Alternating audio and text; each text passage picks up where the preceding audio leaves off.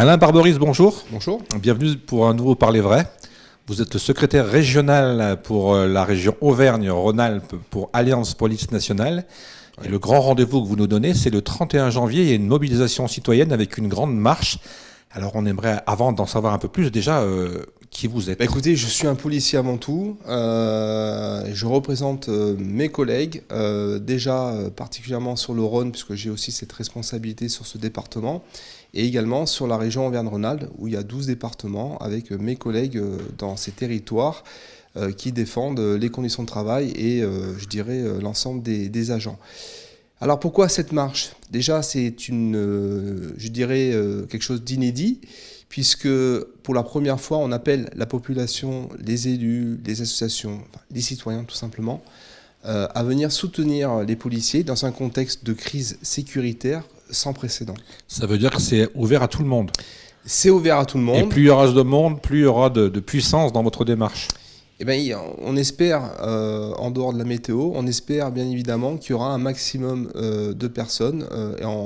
On n'a aucun doute que les sondages le montrent, que la majorité des Français soutiennent les forces de sécurité intérieure. Mais la situation, elle est vraiment critique parce que c'est bien la première fois qu'on est amené, qu'on est contraint, pour ne pas dire autre chose, d'appeler les citoyens à venir nous rejoindre. C'est une mobilisation, j'ai vu, qui est dans plusieurs villes de France. Et en effet, c'est une marche citoyenne nationale qui va se dérouler dans 24 villes. Et pour la région Auvergne-Rhône-Alpes, on a Clermont-Ferrand, Lyon et Grenoble. Quelles sont les demandes finalement? Qu'est-ce que vous réclamez à votre tutelle directement? Notre priorité déjà, c'est les moyens humains. Vous savez, les policiers aujourd'hui sont en colère quand ils entendent que nos responsables politiques, nos gouvernants qui se succèdent, déclarent que nous sommes en guerre contre le narcotrafic. Mais si nous sommes en guerre, ça veut dire que nous avons une armée derrière pour pouvoir mener cette guerre. Sauf qu'aujourd'hui, ce n'est pas le cas.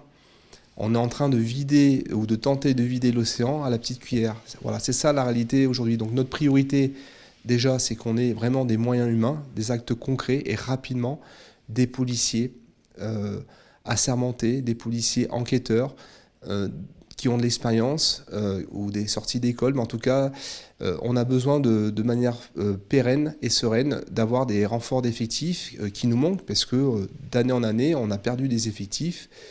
Et sans moyens humains, dans un premier temps, on ne pourra pas être sur tous les fronts. Je rappelle que depuis 2015, depuis les attentats de Charlie Hebdo, nos collègues n'ont pas un temps de pouvoir souffler. On enchaîne chaque année des situations urgentes et on le voit bien, d'un fait divers à un autre, en chasse un autre. Tout est prioritaire, les violences intrafamiliales, le trafic de drogue et toute l'ultra-violence qu'on peut avoir dans le quotidien. Donc ça devient aujourd'hui ingérable à partir du moment où on ne nous donne pas les moyens humains. Vous avez employé le mot guerre, qui est un mot quand même assez fort. Quand on va à la guerre, on y va pour la gagner, cette guerre. Et d'après ce qu'on entend dans votre dialogue, c'est que vous manquez de moyens. Alors on avait l'impression, c'est vrai qu'on voit, je le constate tous les jours, on voit de moins en moins de policiers dans les rues, mais est-ce que tout ce qui est intelligence artificielle, tout ce qui est informatique, tout ce qui est caméra, est-ce que ça a remplacé du personnel ou finalement vous n'y avez rien gagné? Alors, à mon niveau, je n'ai pas ce recul nécessaire aujourd'hui pour vous dire si ça nous a permis de gagner ou perdre. En termes de moyens humains, ce que moi je note surtout, c'est que je vais parler particulièrement de la sécurité publique, qui est le premier maillon sur la voie publique, là à intervenir pour faire du flagrant délit, pour pouvoir interpeller quand il y a bien sûr du flagrant délit, mais également pour protéger, secourir la population. Et je vous donne un exemple simple. Vous prenez les transports en commun, le réseau lyonnais, les TCL à Lyon, on a perdu en 20 ans 50% des effectifs, alors qu'en 20 ans, la population a augmenté, en 20 ans, les lignes se sont étendues, donc c'est incompréhensible. J'ai envie de vous dire, on est dans un paradoxe. On est dans un total paradoxe. On demande paradoxe. Plus et on a l'impression qu'on a moins. Aujourd'hui, on travaille beaucoup plus, mes collègues font beaucoup plus avec beaucoup moins. Et donc, vous comprenez bien qu'à un moment donné, la corde, elle va casser. La soupape, elle va exploser. Concrètement, sur le terrain, les policiers, ils vivent quoi? Quel est le ressenti d'un policier aujourd'hui? Il y a beaucoup de choses. Bon, déjà, là où il faut rassurer la population, c'est que les policiers rentrent par vocation. Ce ne sont pas de simples fonctionnaires d'État.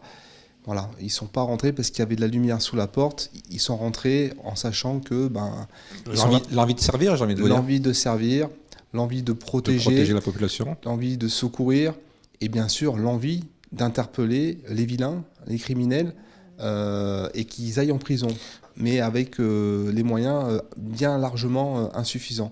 Donc le policier aujourd'hui, il est résilient, mais aussi résigné. Voilà. Et frustré parce qu'il y a cette perte du sens du métier policier, parce que vous comprenez bien quand vous arrêtez toujours les mêmes personnes, les mêmes individus, on ne comprend pas pourquoi la casse-prison n'est pas de suite adoptée selon les décisions de justice, surtout quand il y a des agressions sur les forces de l'ordre ou tout simplement les personnes dépositaires de l'autorité publique. Donc c'est un vrai sujet. Mais au-delà de ça, il y a une forme de résignation, voire d'impuissance publique. Quand on regarde, par exemple, le pourcentage aujourd'hui de délinquance liée à l'immigration, liée à des étrangers en situation régulière, et notamment ceux qui ont une OQTF, cette fameuse obligation de quitter le territoire français. Aujourd'hui, on a des centres de rétention administrative qui d'ailleurs ne sont plus des centres de rétention administrative, mais des maisons d'arrêt, puisque par rapport au profil inquiétant des individus qui sont mis, qui sont même jusqu'à être fichés S, à être connus de droit commun par la justice. Comment on peut comprendre aujourd'hui quel est notre sens du métier, de dire on a arrêté peut-être un individu qui a commis du flagrant délit et derrière il doit quitter le territoire et puis on peut pas finalement. Et puis en fait c'est le serpent qui se mord la queue. Et donc quel est notre sens aujourd'hui si on ne voit pas la lumière, je dirais, au bout du tunnel, et surtout on pense à la population, parce que c'est bien la première victime de tous ces faits aujourd'hui de délinquance, voire de criminalité, c'est bien la population. Et puis le citoyen normal, il ne comprend pas en plus.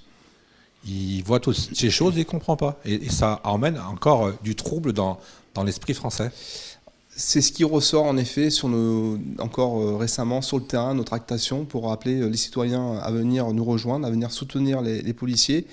Et d'ailleurs, les derniers sondages le prouvent, la première priorité et problématique des Français, c'est la sécurité. Donc sans sécurité, il n'y a pas de liberté, je le rappelle. Et je crois que ça doit être une cause nationale. C'est ce que je vous disais, l'ordre, avant tout. Ça doit être une cause nationale. Et au-delà de l'ordre, ce qui nous fait défaut aujourd'hui, c'est cette perte totale d'autorité qu'on a dans le pays. L'autorité de l'enseignant lorsqu'il enseigne dans sa classe. L'autorité, bien évidemment, même du pompier qui est là pour secourir, ou des personnels soignants. Ou les médecins. Et les médecins qui se font régulièrement agresser. Et bien évidemment, la tenue ou la peur du gendarme pour les plus anciens qu'on pouvait dire il y a quelques années n'existe plus. Voilà. Et puis bien sûr, la peur peut-être de la justice qui semblerait ne fait plus peur, puisque encore une fois, on a des individus qui n'ont plus peur. Il est là le problème, je crois, aujourd'hui. C'est ce fameux mot qu'on met toujours en avant, c'est le respect. On le voit plus, partout où on va, on ne le voit plus, ce mot de respect. Ce qui est vraiment plus inquiétant, c'est cette jeunesse. Cette excuse de minorité de 45, aujourd'hui en 2026, on a un vrai sujet également sur la jeunesse. Et ça, il n'y a que nos politiques, nos responsables politiques qui doivent prendre... je dirais, de plein fouet, de changer cette loi. Et donc, nous, ça nous inquiète fortement quand même, puisque la jeunesse est important. Elle doit pouvoir se retrouver, elle doit pouvoir se respecter, et respecter, bien évidemment, les adultes et l'ordre républicain. On parle de prévention, on parle de peine, mais... Est-ce qu'il n'y aurait pas aussi un moyen de... On est beaucoup dans la communication, on ne pourrait pas expliquer les règles aussi aux jeunes, parce que j'ai l'impression que les règles, ils ne les connaissent pas finalement. Écoutez, déjà, les premières des règles à faire respecter ou à c'est l'éducation. Donc il y a peut-être un problème aussi d'autorité des parents ou des civilement responsables. L'autorité ou je m'en foutisme. En tout cas, la société telle qu'elle a évolué aujourd'hui, il y a des mots. Et donc, il faut, comme une maladie, les soigner.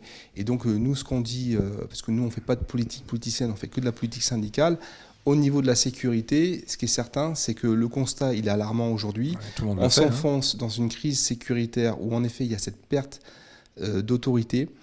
On a cette problématique également de narcotrafic qui a basculé en narcoterrorisme, notamment sur Lyon et sa métropole. Et puis, bien évidemment, la réponse pénale, où malheureusement, nos collègues, beaucoup ne comprennent pas des fois des décisions de justice, où on a l'impression que finalement, soit le policier est remis en cause alors qu'il a assermenté et qu'il fait son travail, en tout cas, il essaye de le faire avec les moyens qu'on lui donne. Et donc, c'est vraiment très compliqué aujourd'hui de devoir supporter ça. Pour revenir au manque de moyens, est-ce que finalement, là aussi, c'est pas une... On se pose souvent la question, est-ce que c'est les ordres qui viennent d'en haut qui ne sont pas les bons? Ou alors, je vais peut-être employer un mot un petit peu fort, mais est-ce qu'en haut, on n'est pas un peu trop laxiste avec le terrain et le bas? Moi, je vous dirais simplement que nos collègues sont là pour bien sûr respecter les instructions et les ordres qui sont donnés. Quand vous avez des manifestations, qui est un droit fondamental, vous devez, ça fait partie des missions régaliennes, la police d'État, la police nationale, de faire en sorte qu'il n'y ait pas de troubles à l'ordre public pour justement que ces manifestations puissent se faire. Ensuite, la délinquance, on est là et les policiers essayent d'aller partout, mais encore une fois avec les moyens qu'on a aujourd'hui. Et donc, ils restent résilients, ils essayent de faire leur travail du mieux possible, mais on n'a plus les moyens aujourd'hui. La vérité, la réalité du terrain, c'est que ça devient incontrôlable, cette ultra-violence du quotidien, plus toutes les priorités qu'on a aujourd'hui dans les fonctions et les missions qui sont données à la police nationale.